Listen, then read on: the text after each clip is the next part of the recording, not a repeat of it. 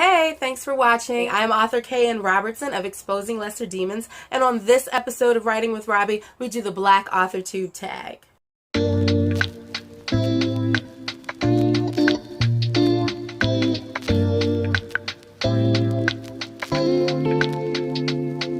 Okay, so I cannot find my paperback copy, but not to worry because I just got a delivery of what I think is the first hardback copies that I'll ever receive. And these are supposed to be the author-proof copies, so let's take a look at that.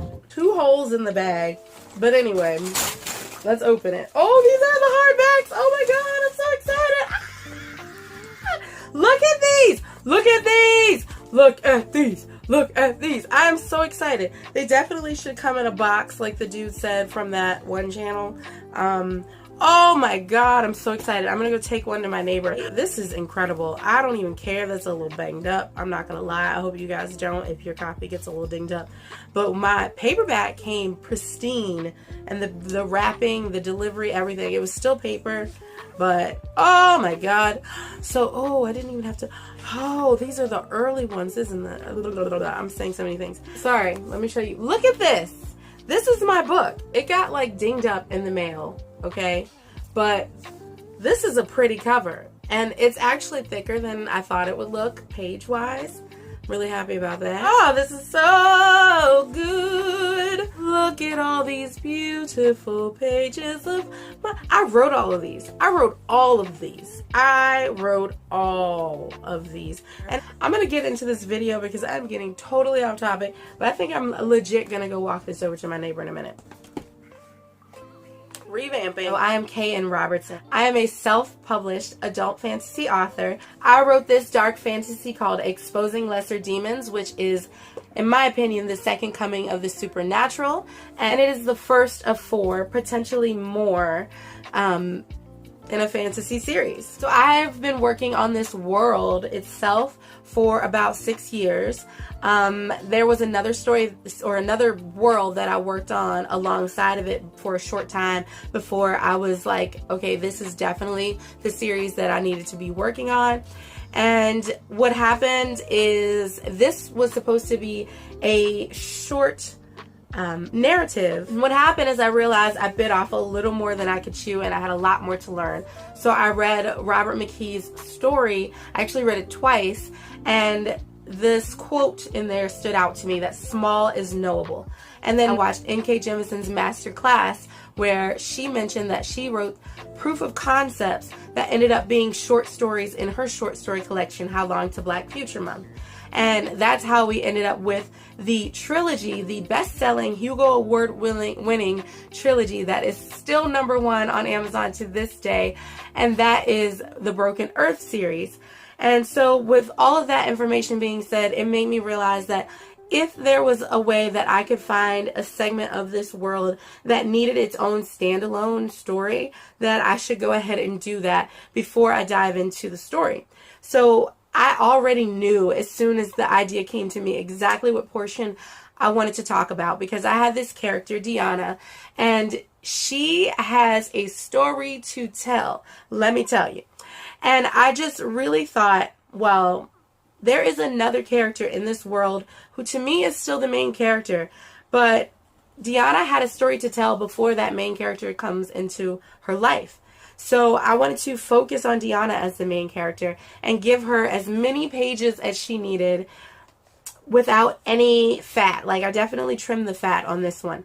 So I gave you what would be considered the top 10% of the iceberg. There's a lot more to tell. There's a lot more to know. But I wanted to use everything that I know about this world, and I used everything that I know about this world to make sure I condense a perfect start for you for this series that, like I said, should at least be 4 books. And I also have another series that I'm working on that I'm not talking about yet at all, but I'm so excited, and it's even bigger, but I want to do that one in 2 books or less. Ideally, it might end up being 3, but I really want to do as short as possible because, like, like Robert McKee would say, brevity takes time, which means if in order to write a really short story, you have to kind of know a lot and take a lot of time. And that's what I did with Exposing Lesser Demons. So I was able to keep it under 200 pages, but with the epilogue that I added, which is actually going to be a chapter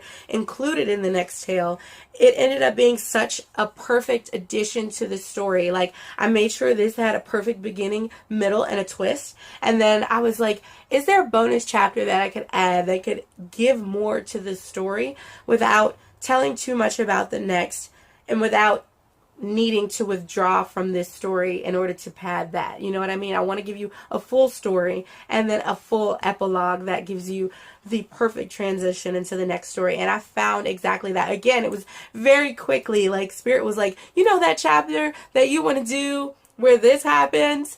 And I was like, you know what, Spirit, that is perfect. And then it ended up being so perfect, like down to the very last words in this chapter. Like, I opened the story, sorry, ooh, I'm messing up my copy already. I opened the story and I used this one word roughly 3 times. Not 3 times, it's like I used this version of this word and then this version of this word.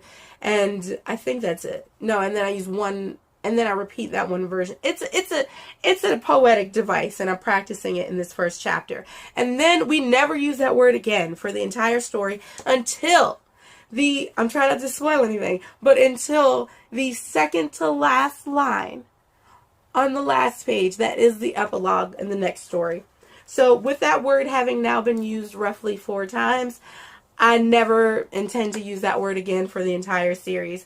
But it was just something to kind of, like, as we learned in another video I did, the first and third act of a screenplay or story shall be forever joined. And I wanted to carry that over with that poetic device of repetition. So you only see that word those 4 times. And it's very intentionally and thoughtfully done. Let's say that. So that's a little insight into me and into my book. But, you know, obviously I didn't give you any of the synopsis in this video. I do have a lot more shorts that you can check out if you're interested in that. And of course you can check out my Schoolie and cover reveal video, which gives you a lot more details into the cover details and what I was doing with that, and also into the back information. So it was very hard to find just a couple paragraphs to talk about this story, and then I just found this perfect element, which was the mention of drugs and addiction. So there is some trigger warnings that we should probably talk about as well. Like I said, this book is actually a dark fantasy, adult dark fantasy. This character, Deanna, is a sober and budding empath, is how she is described on the back. A recently sober and budding empath looking for love in all the wrong exes. Like I said, I'll put a link to the Schoolie video where you can see also the cover reveal where I do the description on the back and talk about the cover design. I will also link a place where you can read the first 6 pages for free. If you have Kindle Unlimited, I believe the entire thing is free. If not, then you can still purchase it at the same link below where you'll be able to read it. If you do read it, please leave me a review, because I just would I cannot wait until somebody gets to the end. Nobody has read the epilogue yet. Literally nobody. I've had 4 people read the entire book. We talked about it and then I published it after a few more edits, but the epilogue was only seen by me. So yeah, it's pretty raw in there. Now on to the Black Authortube questionnaire list. Question 1, describe your writing space. I'll add some B-roll, but I write either in the dining room normally, or I'll write in this space in my room. Question 2, how do you approach difficult topics in writing? I had the urge to skip that question, so that should give you some insight. But like I said, it's a dark fantasy. I do talk about some darker topics. I try this method that I feel like some of my favorite authors do, which is to kind of give you the words, the emotions, but not dwell too long on it. So things definitely happen. So there's definitely going to be, I need to give you a content warning for abuse, for drug and alcohol use, addiction, general violence and gore, But I do try to make sure there's a hopeful ending, or at least ironically positive, if nothing else. Like, if it seems like a negative ending, there's some irony that is, like, there's some irony to it where it might also have a lot of positive elements that are concluded in the book. Or, I don't want to spoil it, so I will say that there is at some point after the end or at the end of the story where we can also be hopeful to what's next. And it is my hope, my great hope, that this series ends on an up ending. But in my opinion, as far as I know and think, this is probably going to be one of the darker books in the series, with maybe one possible exception. But I think I'm going less for shock and gore and more for just juicy tea with fantasy. Like, what's the tea, girl? So this one got really personal into Deanna's life, versus the next one might be less personal about an individual's life, but more into the look at their entire family. Most of the worst is done quickly or off book, unless I've directly built up to that tragedy, in which case I will show it with an understanding and hopefully satisfy the emotion that I built it up to be. Like, if you expect something bad to happen at this point, I'm going to give it to you, I'm going to show it to you, but I still try not to show anything too horrible. But in some cases, you know, I don't want to pull punches or baby my readers, so I give it to you. I give it to you quick and, you know, in real time, you know. I do it off book if it's not about the main character, but if it is pertaining to the plot or the main character, I'm for sure going to show it to you. But it's going to be no torture enjoyment for me, unless it serves the plot. Like, I don't try to control my characters in any way. Like I said, there are things that I learned about our main characters that I didn't know when I sat down to initially write it. And so I tried to leave how I learned things authentically to how I wrote this book, so that the reader can experience roughly what I experienced when I learned these things. So that's what I'll say about that. No spoilers. I also like to have my characters live out their journey on the page. So if they experience something not great, if they experience a tragedy or something horrible, then I like to have them deal with that, because a lot of times I'm still learning how to deal with certain things. Like, so, like, obviously I know, like, I'm telling my character's story, so I know what they've been through, and, you know, I try to show their progression of how they respond to the things that happen to them. No, they're not responsible necessarily for what happened or what happened to them, but they are responsible for how they deal with it, or how they don't deal with it, or how they heal. So I try to make that apparent on the page. I try to make their healing journey, their experience, and how they're dealing with that experience be something that the reader can experience as well, without the repetition of the trauma itself, if that makes sense. Question 3, how have your experiences reshaped your writer voice? I'm so glad I answered that question in advance, because I don't know what I would say right now live on camera, but what I wrote, I use my perspective to season characters. That is very true. Once I understand who they are and their voice, I often give words, ideas, or resolutions from my own thoughts and experiences. So if this person is going through something that I've never experienced, I still try to find a similarity of when I may have felt. Like, I try to target what feelings they might have, and then think of a time where I had a similar feeling and use that to express what they're going through. This is what I would probably feel if I were in their situation. I do have one character in the story who is a sort of source of antagonism, and I don't really identify with her in any way. So I had to think about, okay, well, who is she? What motivates her? I know how she is the way she is, why she is the way she is, but even with that being said, the villains don't think they're the villains, or they don't think they're wrong necessarily. So I was like, does she think that she's doing something good? Does she think she's doing something bad? It's hard for me to word this, so what I'm going to say is, I've realized that this character, I think, realizes that she's not morally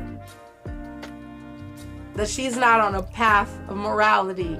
And so she isn't necessarily trying to justify it. She's going with it, but trying to do the best they can, which is kind of how I write all of the characters in this particular book, is they're doing the best they can no matter how shitty they are. So I have some pretty I don't want to judge my characters, because if you, like I said, if you watch my videos, you've seen that I read the story, and you know, Robert McKee says you should love all of your characters, especially the bad ones. So I've learned to do that. So I don't want to neg on my like main antagonists, but I gotta put my computer on the charger. I'll be right back.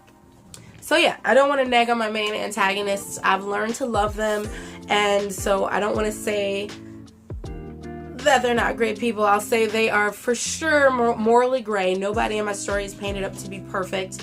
They all have flaws, and those flaws all come to light for the reader, and it is so enjoyable to watch because I really try to drop you in there right in the middle of things for each character. I try not to, you know, do too wordy of anything, which was really tough with the first paragraph, but I think I got it pretty good now. It's a little wordy, but that would probably be like an exception, and I think it really gives you the vibes. I want to read it to you here, but I'm going to wait until another video, and I'm just going to give you all the tea. That's what I'm doing with this book. So I'm going to make some space on here, and then we'll continue with question 3. I don't think I've had any of the experiences that I've planned or learned of for any of the characters. Like, I don't think I have any strong experience similarities with any of my characters that I've planned, except for one, which is the main character for the next book that I'm writing in this series. That's the person who I thought was the main character, but then when I showed this story to the 4 people that were critiquing for me, they were all like, more characters? Excuse me? Like, this is enough. So that's another reason why I was like, okay, I have to put the epilogue, because if there's not a perfect bridge from this story to that story that doesn't spoil, there's going to be no way that I can introduce new characters that you're going to care about without showing these ones first. And not to say that I don't show either one of them first, but I will say Deanna is definitely not, like, she was not supposed to be the main character, and now people love her and they're invested in her story and the story of these two and how that may or may not continue.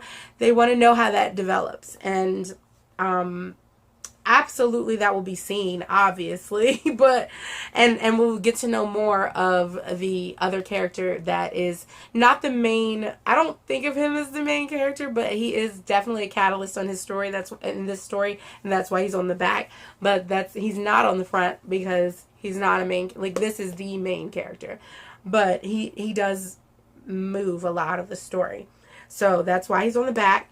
And he is not the main character of the next story, but he will be in a lot of the story, especially in the beginning. And then the other person who I think is the main character, who I already mentioned, is the one that I think is like me.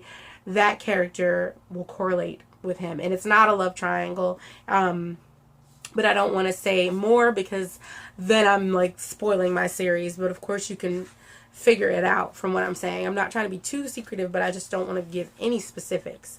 Of course, if you watch all my videos, you can piece things together, but I want you to still be able to read this and have an experience like almost like you didn't know anything, and then you learned a lot really quickly.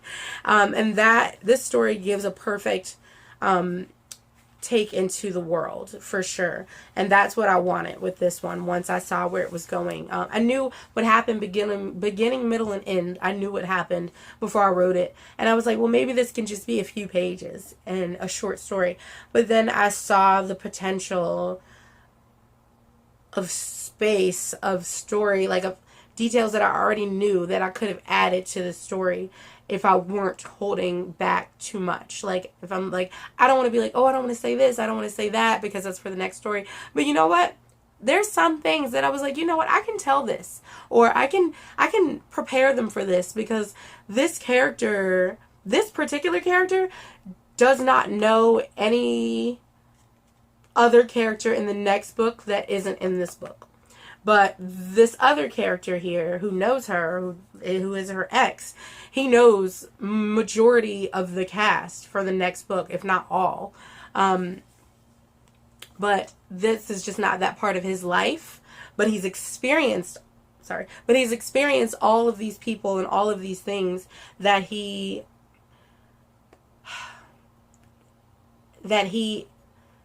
okay. I don't want to say too much. So I did say on the back, though, Laz recently exiled from a magical Eden. So he knows about magic is what I'm saying on the back of this book. And on the back of this book, I also say that she's a budding empath. But we don't know until early, like literally in the first chapter, you learn that that's a new thing for most of the world. So I think I am saying too much. So I'm going to stop. But links in the description. You can read the first chapter and then you can see the first page of the next chapter, which will talk about the other character. And that alone will explain to you, without me sitting here spoiling it, exactly what I'm trying to say, which is one of them is just more well-versed in magic than the other. And so the one that's really versed in magic here is not the main character, though, and this is not that part of his life. This is almost a sort of in-between phase, like a transitional phase for him. And it is, in another way, a transitional phase for the rest of the world, which is what this story is about. So it's not about his journey. He just happens to influence a lot of this story. Which seems so sexist, doesn't it? But anyway. So yeah, I just said all that to say that even though I haven't had the experiences of a lot of these characters, I do have emotional, like, situations that have created emotions that are similar to what my characters need to feel. So I try not to put them through anything, but in a lot of cases I've learned things that they've been through, and it's even been shocking, and I can't wait until I'm 3 books later from now, and then I can just start ridiculously spoiling this. When I see a lot of other people spoiling it, I'm gonna be really upset. But if it's good booktube videos, I'm still going to be really upset. But maybe it'll help me talk a little more about my book. Don't spoil it, okay? It's like so much going on that if you don't spoil the big reveals, like, you can still make a darn good video. So, like, just tease them. Don't give them everything, okay? I'll be right back. Hold on. Question 4.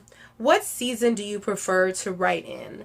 Like I said, I've only published 1 book, but I have been working on it for a very long time. I've been working on this world for 6 years, on this book for at least 2.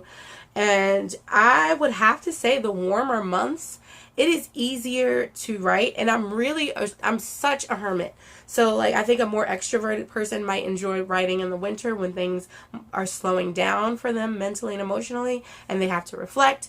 But for me, I'm super duper introverted. So in these warmer months, especially I think I've done both times now, most of my writing in mid-spring, in like spring. And it is summer now. It is the beginning of summer, sort of. It's July 7th. And I'm already kind of looking forward to getting back into writing. But I want to, I have 2 trips to go on this month. One is tomorrow and the other is in a couple of weeks. So I do want to, I do feel the need to stop and have a vacation and then come back to writing.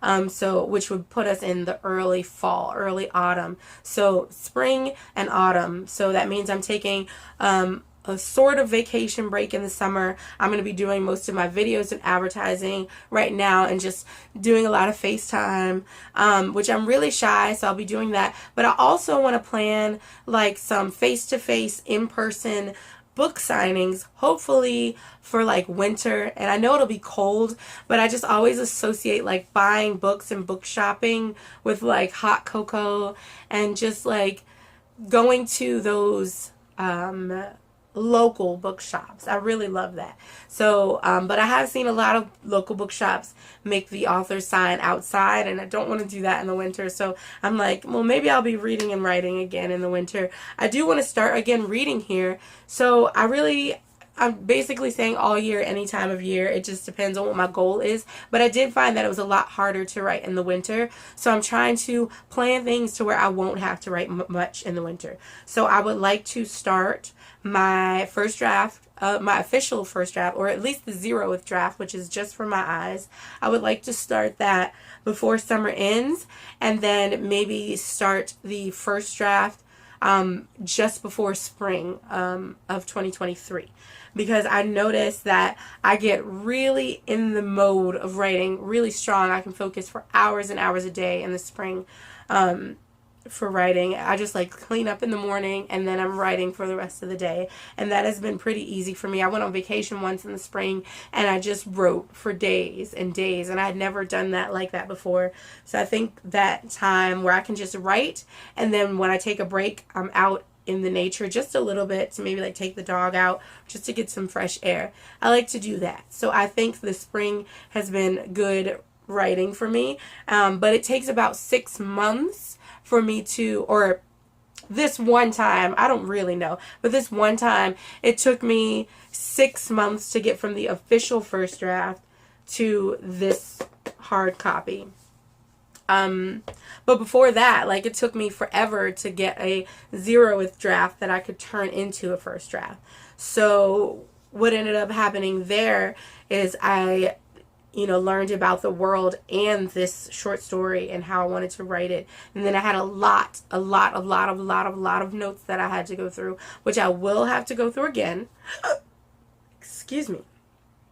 I will have to go through those notes again, but now I have more of a working knowledge that I can, like, I've already done my outline for the next 2.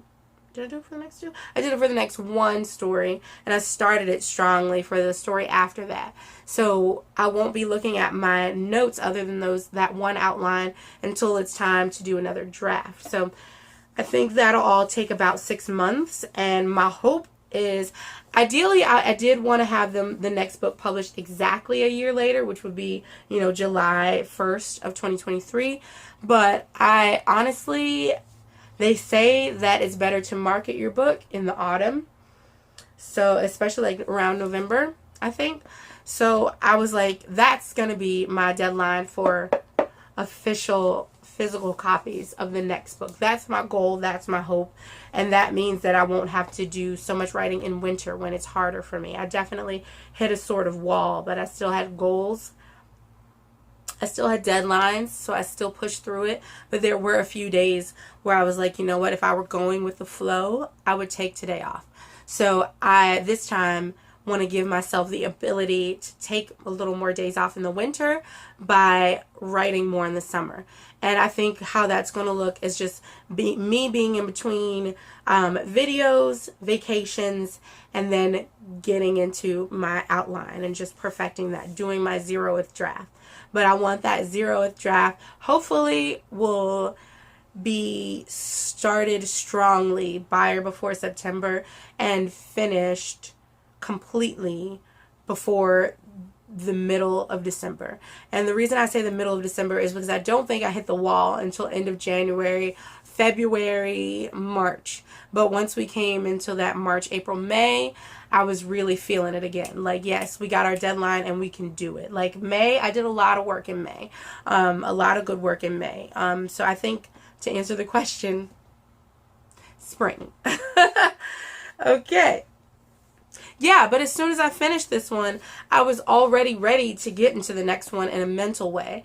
But I was like, I still need to advertise. I still need to cross some I's and dot some T's with my business.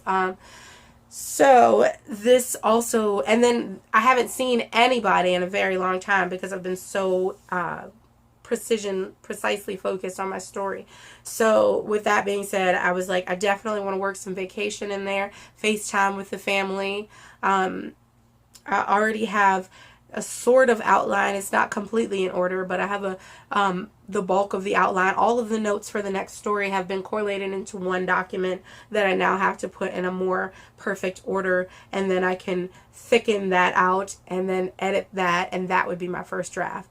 And that I don't really intend to finish the first draft and get it out to other people until possibly spring, but that's another thing. I might do it earlier just because it does take a while for people to read it over and give it back. But I also intend to do a lot more paid professionals, and also people will have already read my book. Like, I literally, like, you get to see the cover, the back cover, you know the name, you know the characters' names.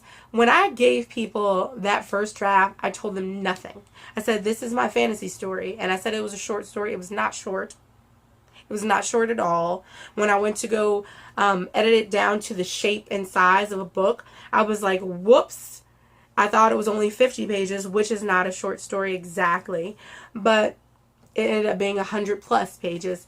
And then that was before the epilogue as well. So it's a lot longer now. People know my skill. They see where the story is going. People are going to be hungry to read the next story. So now I think it'll be easier to find critique partners, beta readers, and paid editors will be easier to get because I'll have actually made money off of my art instead of working off of my life savings that has a cap. You know what I mean? I'll have money coming in over time to be able to afford more paid editors and to even pay beta readers and critique partners who are already informed on my writing style versus being like, hey, it's a fantasy, and then having my cousin read the whole thing and say, no, it's a dark fantasy, and me being like, oops, dag, I lied to everybody. So, and like I said, I'm wanting to dive back in quickly to the next one because I have such a great working memory on the world. So even if the outline isn't in order, I still might be able to start working on that 0th draft before I even finish going through all the notes and putting them in order.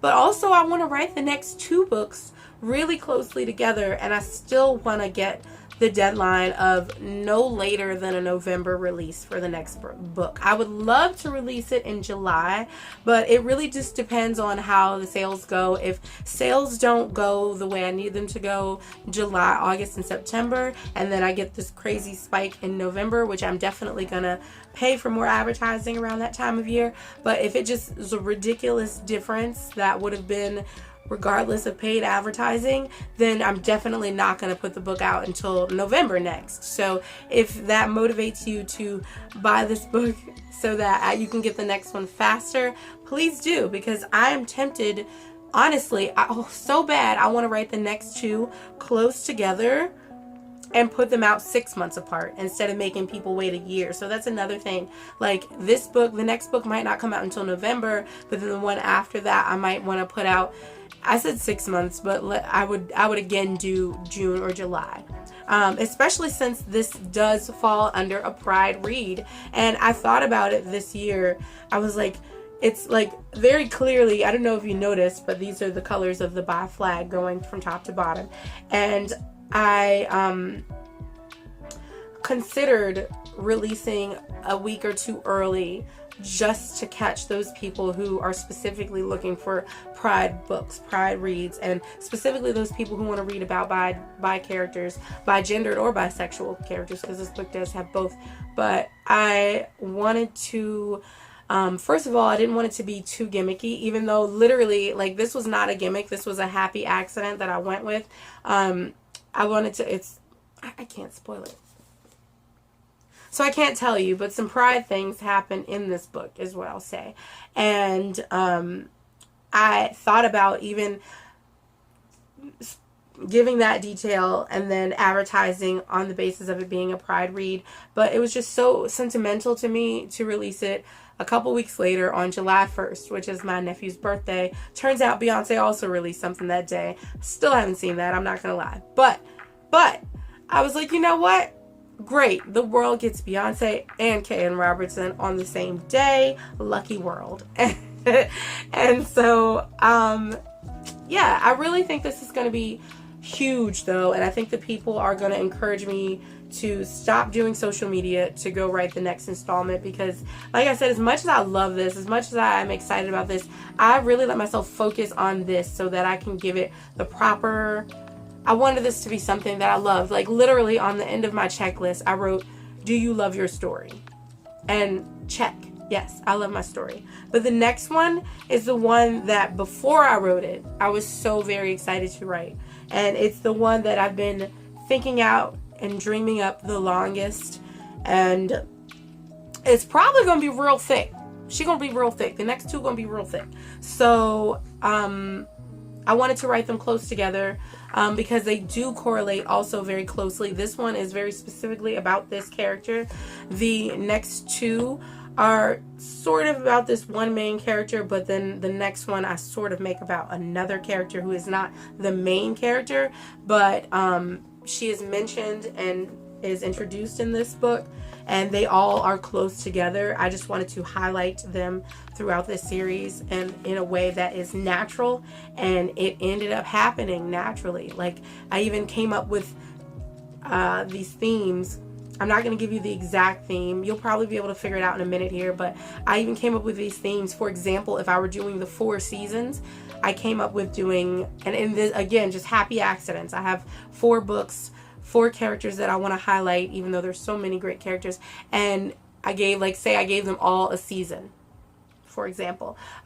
So just if somebody really wants to think, you can probably figure it out from this, but this theme ended up being obviously religious with exposing lesser demons, and this is the second coming of the supernatural. And then there are different chapter titles which I may add, but I feel like it would be spoiling. But the first one is Not Into Temptation, but which is a play on lead us not into temptation, but deliver us from evil. And I played with the punctuation, and that gives it a different feel. That takes it from not into temptation but to not into temptation but, you know what I mean? And then the shady tea that is next, girl, it is the tea. It is juicy tea. So I'm pretty sure I'm going to start before the September, which it was my plan date, but I just feel kind of almost like the time is about to be ripe now. But I also feel an incline on my desire to be a little more social right now, which I'm not a social being, even though I'm social media influencing right now. But I kind of want to like dance. I think I'm just in a celebration mode, and me and my cousin that's my best girl, my best friend, and she and I have a few days of a trip coming up, and I think it's going to give me everything that I need. And she's also a writer who inspires me. She's my critique partner. I'm her critique partner. We'll be talking about our writing on the trip. So we didn't put too much pressure on ourselves on like a goal to do on the trip. But our hope is that we do a little partying and a little reading or writing maybe. But we both are very bookish, and so we might not do any partying. We might do all reading and writing. But when we're together, we like to party the same. So we might end up doing a lot of partying and relaxing and sleeping. So, and fruit picking. I was like, can we go to the orchard? And she was like, how about a vineyard? And I'm like, yes, thank you. So that. And question 5, what genres do you want to write in but are hesitant about? I have an epic tale which I was so hesitant about. Like, I actually started this series alongside of that, and I had much more written about that. I also took that small is knowable hint and tried to, and the N.K. Jemisin advice, and tried to do a proof of concept for that story, and I ended up getting this really dope outline that I'm excited to thicken out and share. And then I thickened it out, I outlined it, I know what I want, I even did like storyboard. It's ready, and I just feel like I'm not the author that I want to be to write that story. And I hope that it's true that I feel able to write that story by the time that moment comes. That's the only work that up until now I had let my mother see, and it was just the outline, and then like a poetry version that was also an outline, and I sent that to my cousin / critique partner as well, and that was the first time she had witnessed my writing, and they were both blown away by it. And it, oh my god, it just made me feel so grateful, but I still within myself didn't feel like I knew enough to continue that world, because even though I knew enough about that proof of concept story, again, I did this thing where I did a limited perspective, where in this one the limited perspective is the city instead of the whole state or the whole world, but in that story I limited it to a facility. And the perspective of that world only through the facility and those individuals who live there. And it sounds dark when I say it like that, but it's not meant to, I might be lying. It's not meant to appear that way. So it appears to be a really nice facility, and then we see the world from the characters who live there and work there. And then the next story, which is the idea that I actually had, it follows some of those characters out as well, which was good to know, because when I wrote that proof of concept, I didn't know that I'm saying too much, but I did know that we would see a character that worked there, because that's how I ended up saying, well, let's talk about, if we're doing a proof of concept that I did not even expect to share this proof of concept, I was like, well, let me write it for myself so I can get to know this one individual character who's going to be a sort of main character for this other main epic tale. And so in doing that, I learned about the world more and the facility more and the opposite side of that perspective in that world. So I got to learn a lot, and I definitely decided that I want to put both of those books out there to the world. And that was when I took that proof of concept, made that outline and that poetry version of that outline, and I shared that. And that's what blew people away. So I'm realizing that I might be a genius in the writing idea department. Like, Story by Robert McKee says that you can teach how to write a story all day, but you can't teach getting the story ideas. I think that's what he suggested.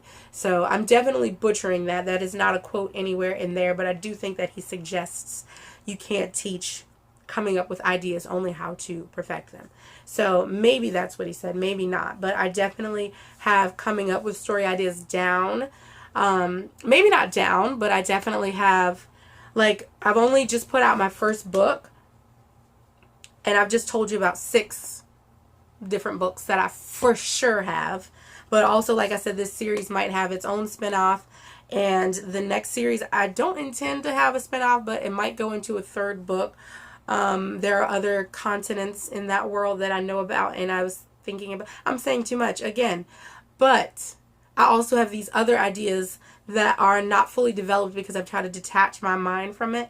And then in the moments when I have gone back to it, I get a lot more ideas. So I feel like I have other concepts that will be fully realized. Some of them are too dark to share, and some of them are not fantastical, and I'm nervous about that. So to continue to answer question 5, like, I'm nervous about this epic tale. I knew I bit off more than I can chew, so I've just been kind of scaling back and back and back, and that's how we got to Exposing Lesser Demons, which ended up being super complex. Even though it was supposed to be the easy one, it was not easy. But it taught me a lot, and I got to learn a lot faster than if I would have started with that epic tale, which is the idea that was fully realized first. Even though I got this world concept first, it was never going to be anything like this, and I'm so elated for how this turned out. But the other worlds, definitely too epic for me right now, but I'm building up to it. I'm feeling a lot more confident with all the studying I did up until this one, and I'm going to be doing studying before I start the next one, so I'll be doing more reading before I start writing again. But I also have a story that I'm worried about, because Exposing Lesser Demons is a dark fantasy, but I have this other more personal and private dark fantasy that I was like, what if I took all censorship out of myself before I even start this concept? And I wrote it when I was in a dark place, and I let it spiral, and it got really dark. So I'm not sure if I'm comfortable sharing that story that is so dark, because it is also the only story that features mature, intimate scenes with adults. So I normally don't, like, there are sexy times in all the books. This, as a matter of fact, I definitely think this is a very sexy book, but there are no sex scenes, okay? So we talk about it, but we don't necessarily be about it in that book. But I do have another book idea that is really dark, and then the only light is kind of censoring around romance and sexuality, and I don't want that to be the case. And I'm not sure if I would even put my same name on the cover of that book. But I shared that. I shared a scene from that with one person. and they specifically was like, I'm not going to say, but I shared one scene and they were like, you have to put this out. But they don't know how dark that story can get. So all the more reason to not necessarily share that. But as I build a team around me, who are also writers, I'll be able to talk that idea out and see what other writers think. This one I didn't do with a lot of writers, except for, you know, my one cousin who I mentioned. And then I did, like, I had a screenplay writer. And then I had an editor that I paid. And my partner who has written, but he doesn't consider himself a career writer. So that being said, I had to go with something that I felt more comfortable with releasing. And I'm still not really comfortable with releasing it, but I know I did it the best I could. And if I'm going to be a writer, I got to start somewhere. I think this is a great place to start, even though I'm really, really nervous about it being out there. Not because I don't think you'll love it. I think you'll love it. I can't wait for the reviews. It's just people don't really know me like that. So to see what's going on in my brain is really like, I'm just not going to think about it. I'm just not going to think about it.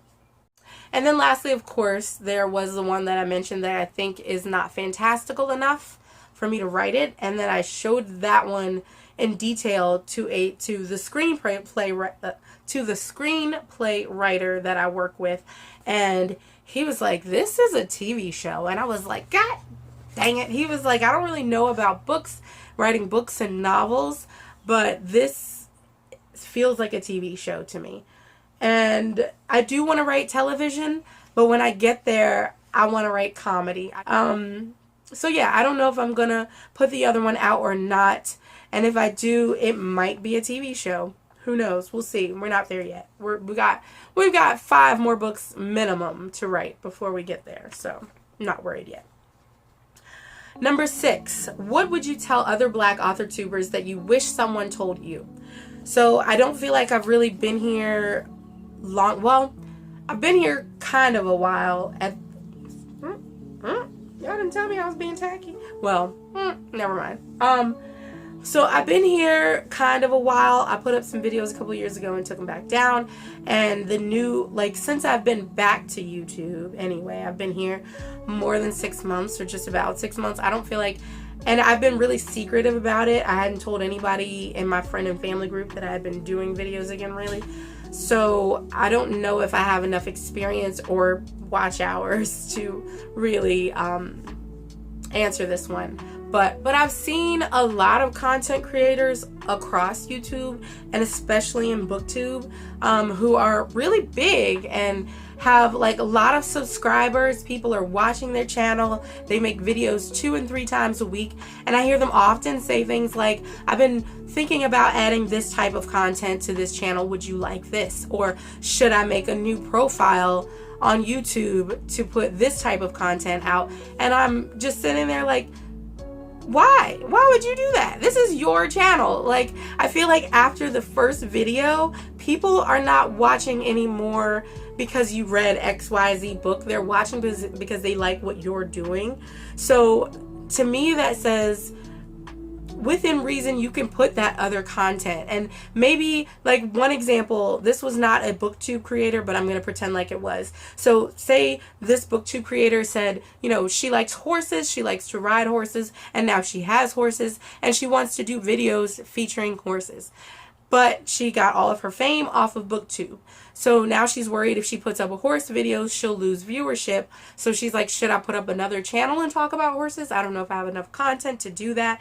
My thinking, my advice to her would have been to make bookish content and add that other content as B-roll, because people want to see more of you. The more somebody watches just your videos, they're no longer here for the books you're reading. They're now here because they like you, your personality, and how you behave on your channel. So if you switch it up by throwing in horse content, for example, I would suggest putting it at the very end of the video. So this video is about the Black Authortube tag. So if I had horse content, I would put it at the very end after I've asked, you know, for you to like and subscribe and said my farewells to you.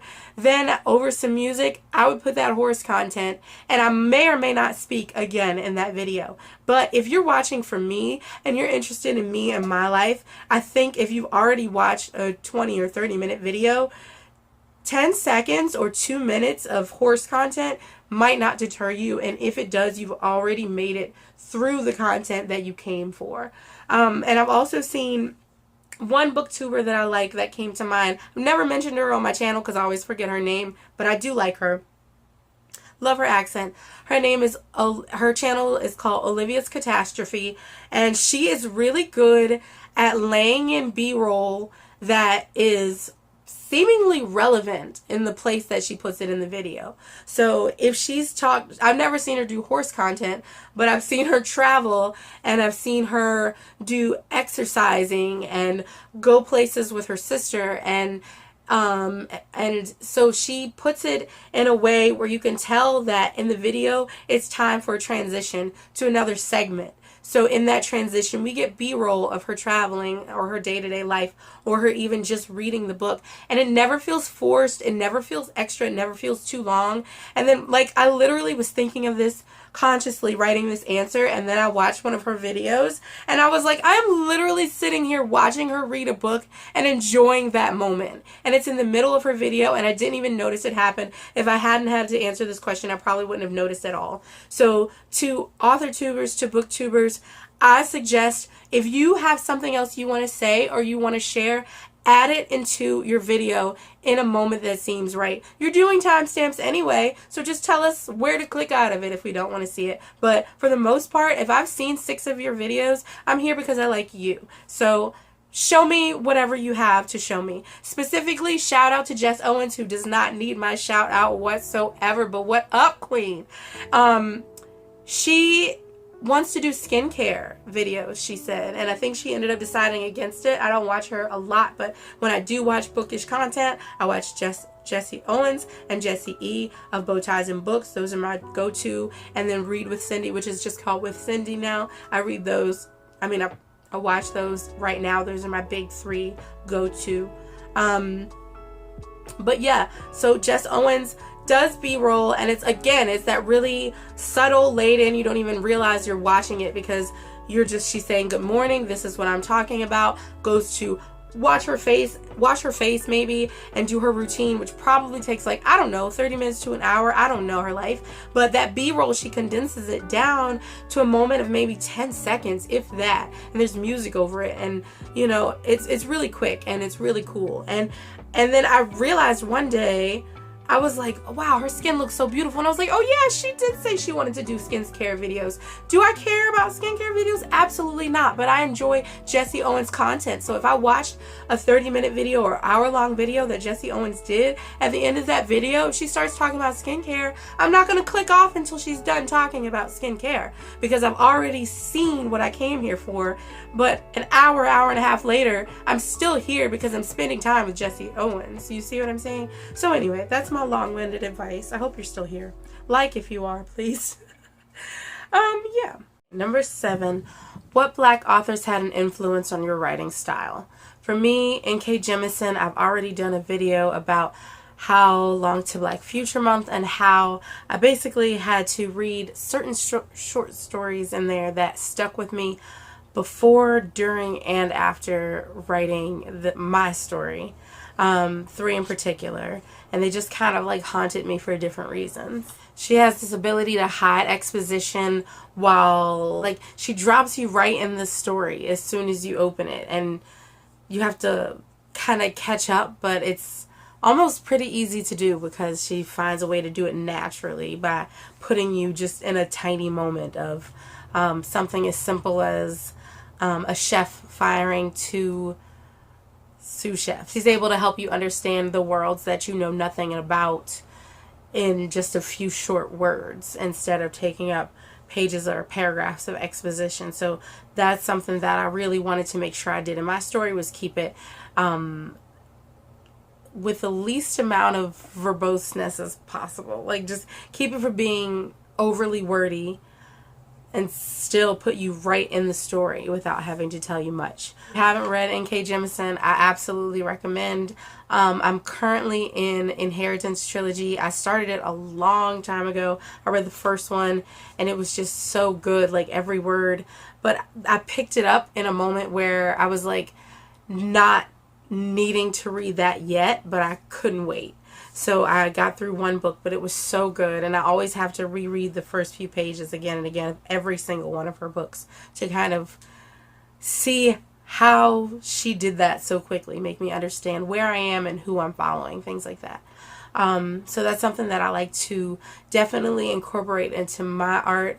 So the biggest influence was probably Red Dirt Witch, I feel like, for me, but also the first pages of the Inheritance Trilogy, that very first few paragraphs. Just kind of like try to dissect, to play with the words there that she did. I don't know, very interesting.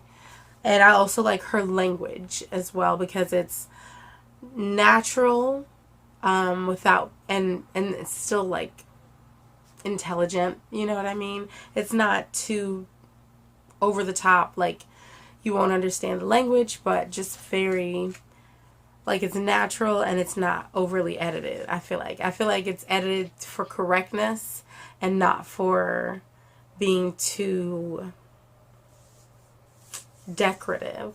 Like she definitely uses words as a tool and uses poetic devices. I broke that down in my video a little bit more, but she doesn't gush. Like she doesn't try to use words to entice. She's just like, this is what happened and I'm going to try to lay it out in the most natural way, and see sometimes the words are painted up in a way that it helps you stay in the story a little more and connect with the story. Like I specifically talked about one paragraph where she completely dropped all punctuation. But again, that the language was very staccato and choppy and just natural for that scene, for that moment. And I really enjoy things like that. It's like a little, if you're paying attention, here's a little treat for the eye, especially if you have a literary mind to begin with. Question 8, what mistakes do you think the Black writing community makes when it comes to dealing with each other? Again, I'm not sure I've been here in this space long enough to say. I certainly don't keep up with the book community outside of what Jess Owens talks about, tea, like, you know, tea. So, but one thing I see in common a lot throughout the internet in general is just people focusing too much time and energy and attention into something that really bothers them and trying to maybe change somebody's mind. Once you get past a certain point and you see that a person is not open-minded to a back and forth discussion, you know, just kind of let it go, or try not to highlight the things that that you don't like. You know what I mean? Just try to avoid being like, this negative thing is happening, so I'm gonna make 3 videos about it. And you know what I mean? Especially when emotions are high, that might be something that maybe deal with in private, and then in the video stay more positive, or even just ignore the negative altogether if it doesn't like directly affect the bigger picture.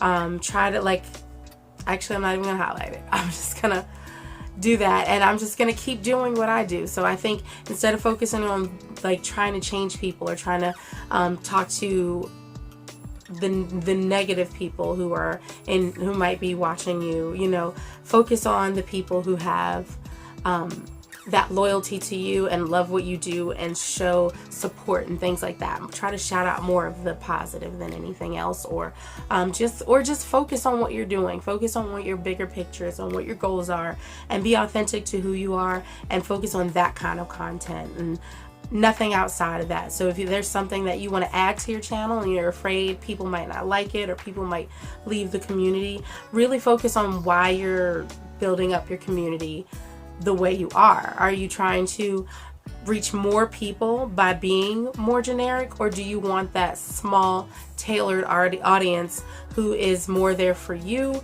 less than what your topics are? There's a piece of advice that floats around in the financial video community, and I think it was Sorella Moore who brought it to my attention, but I've heard it multiple times, which is if you're doing something to be successful, you first of all have to define what success is to you, but you only really need 1,000 solid fans who don't like your videos because of what you talk about, but because of who you are, and who support whatever it is that you do across the board. They see you and they light up because they like your energy. So just more of the advice is to just focus only on your bigger picture and what's bringing you joy, and being authentic to yourself and what your mission is. Like, find out your mission statement. What's your why? So I guess that's the advice. I don't know. That's a lot in one section. But number 9, what can we expect from your channel? Dedicated book reviews. I want to do more of those coming up.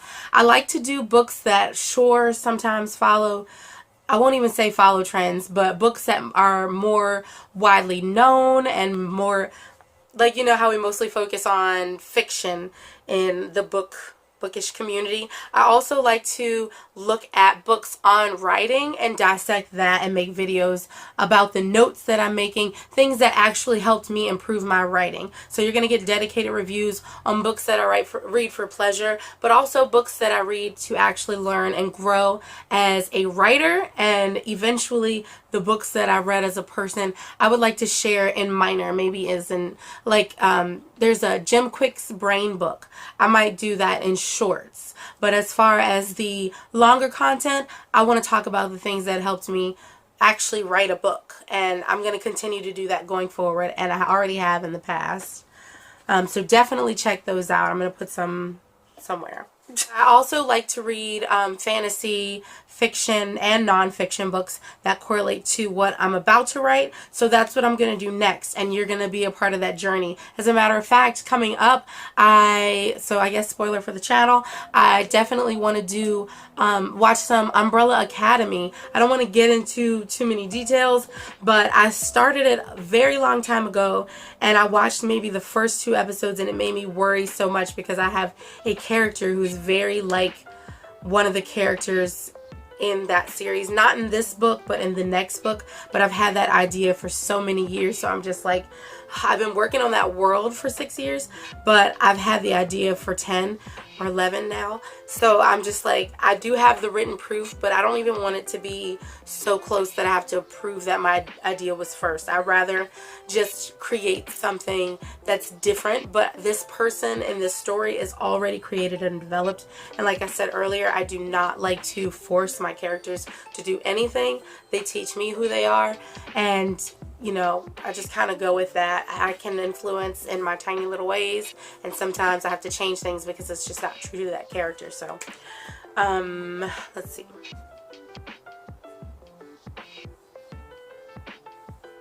So I want to do more about my journey to publishing. I've already done those kind of real time.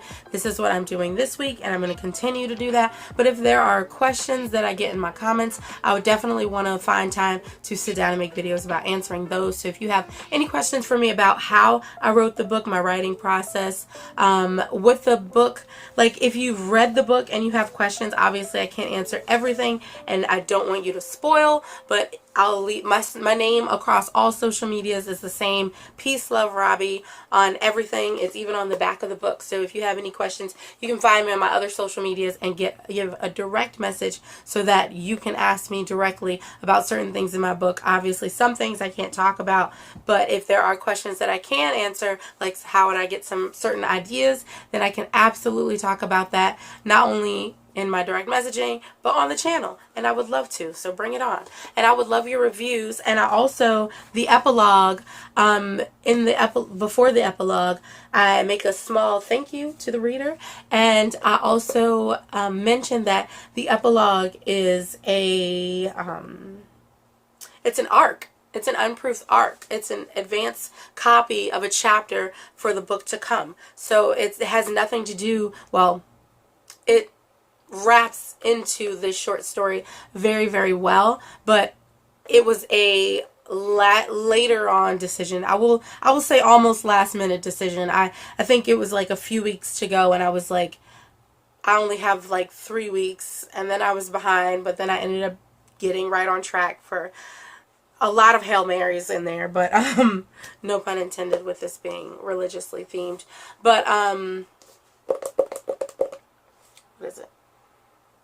Yeah, I didn't know I was going to do the epilogue in the story, so it was a very late decision. So like I said, I have a full story here, and then I put in this epilogue that is the perfect bridge from this story to the next, and it is the unproved arc. So I do actually want not only Amazon reviews, if you buy this on Amazon, please review it on Amazon, but also I would like critiques in my inbox on TikTok, on Instagram, on, well, you can't, can you? Yeah, on Twitter. You can direct message on Twitter. So yeah, just find me, get at me, let us talk about the arc, how you felt about it, but no spoilers out there, okay? Thank you. Thank you in advance. Let me see. And entertainment in general. Like, first of all, I like to think I'm pretty funny, and I also put up a short lately for the cover art. Obviously, you've already seen it several times, but I did the what I asked for versus what I got book cover edition, so you get to see the 3 different ways that I personally drew, or even in one case painted, my own cover art before I reached out to a professional, which I knew I was going to do. Like, I was like, my life savings, it's going to be making a book. And not like that was like so much money, but it was also like so much money for me. So like, yeah, but it was a process where I could pay a little at a time. So if you are somebody who has a full-time 9-to-5, you might still be able to afford to do this, because I didn't have to pay for everything all at once. And yeah, so it turned out really well, and I'm happy about it. I don't really want to talk about finances on this channel directly, like talking about what things cost, but I am willing to say who did the cover art. It says so inside, and I mentioned in a comment on one video, but I might talk about that person at length because I really enjoyed that experience. Even though there was one minor hiccup, they, you know, handled it very well, and then, you know, when it worked out, it really, really, really worked out. I mean, you know, you tell me. You tell me. Tell me in the comments what you think about the cover. As a matter of fact, instead of me telling you what I do on this channel, you can just go check it out for yourself. I'll probably bleeped, I don't know, somehow put some semblance of what my videos are in this video, but mostly I talk about writing. But for sure, after this, just go check it out, because I have some really great, really creative videos that I think will bring a freshness to BookTube. Not saying that it's old or anything. No, that's not what I'm saying. I'm saying it's amazing, but I think there's a lot of fear in content creators to try new things because of how the algorithm used to be, and maybe how it can be sometimes now. I don't know, but I have been willing to take that risk and put out things just because I'm passionate about talking about this particular thing, and not necessarily because this is what other people are doing. But I do want to, obviously, this video is an example of me doing what other people are doing, but this is a video that I also wanted to do, and then I found somebody who had a question list, and I was like, yes, I'm doing that, and it's perfect. So yes, get ready for more of me. I like to do different looks sometimes, but sometimes I do a little bummy swag because, you know, whatever, who cares? I don't know, not me, but sometimes it's nice to have something nice to look at. So I'll try to look a quarter decent, if not half decent, most of the time sometimes. So I'm clean and I smell good.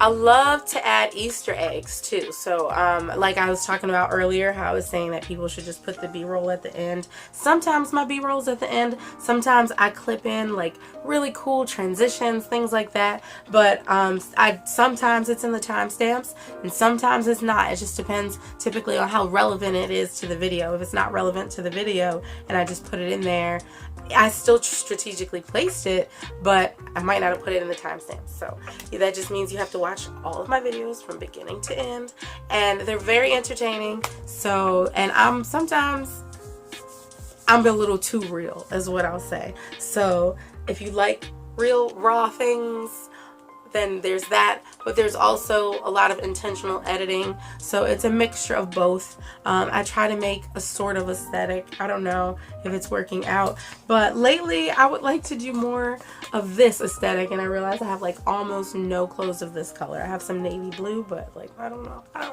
So you'll probably just get more like awkwardly matching or not matching color schemes while I talk about my book, but you know what? Just go with it.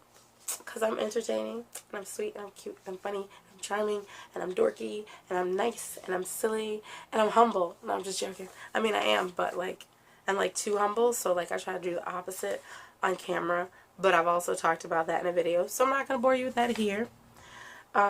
Yeah, so go ahead and watch some of my videos, because you just have to watch to see. I can't just tell you what all the videos are about. I already made this video too long as it is. This is the question I was dreading because I don't know if I can even answer with a straight face, but at least I'm not squeaking now. Number 10. If you could collab with any black author tuber, who would it be?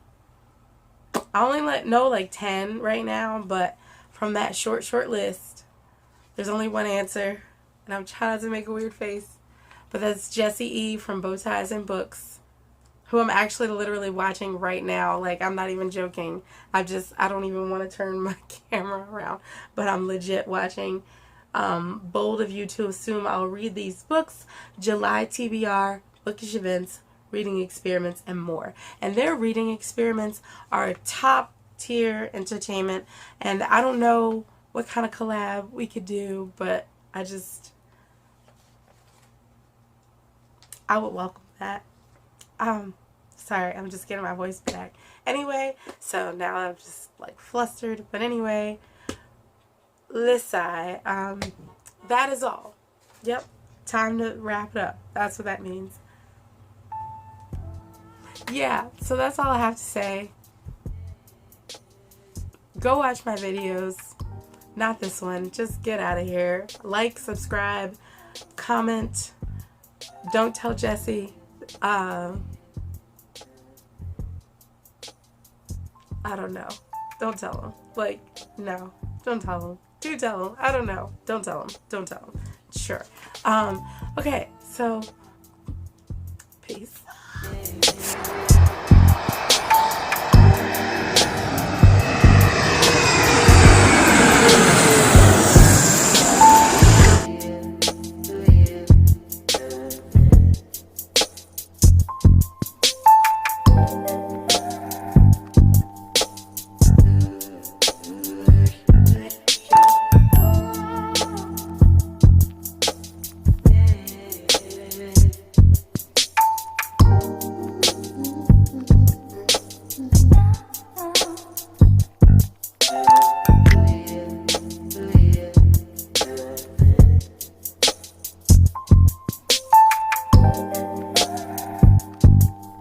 You said he's looking for her?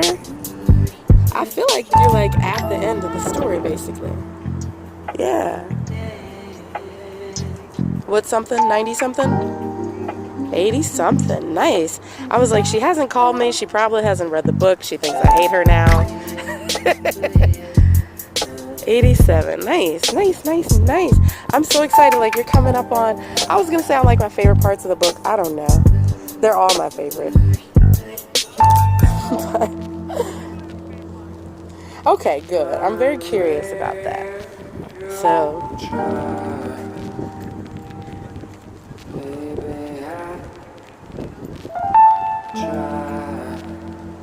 you said some that you liked more than others? Yeah. Oh, enlightened? Enlightened. I love that word.